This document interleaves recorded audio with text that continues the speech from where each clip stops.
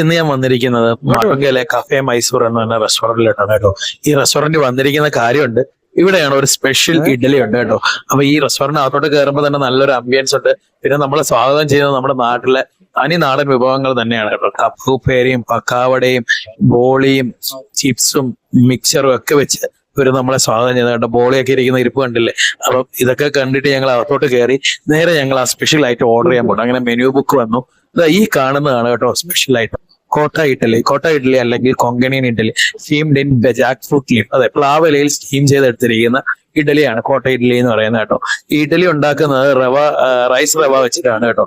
Rice റവയും ഉഴുന്നും കൂടെ ചേർത്തിട്ടാണ് ഇതേപോലെ ഇതാണ് ശരിക്കും നമ്മുടെ കോട്ട ഇഡ്ഡലി എന്നാണ്. ഈ ഇഡ്ഡലി മിസ്റ്റർ മുകേഷ് അംബാനിയുടെ ഏറ്റവും ഫേവറേറ്റ് ആയിട്ടുള്ള ഇഡ്ഡലിയാണ് കേട്ടോ. പുള്ളി പഠിച്ചുകൊണ്ടിരുന്ന കാലത്തൊക്കെ ഈ കഫേ മൈസൂറിൽ വന്ന് ഈ ഇഡ്ഡലി ഇഷ്ടംപോലെ പ്രാവശ്യം കഴിച്ചിട്ടുണ്ടെന്നൊക്കെ പറഞ്ഞു. അങ്ങനെ ഈ ഇഡ്ഡലി ഭയങ്കര ഫേമസ് ആണ് കേട്ടോ.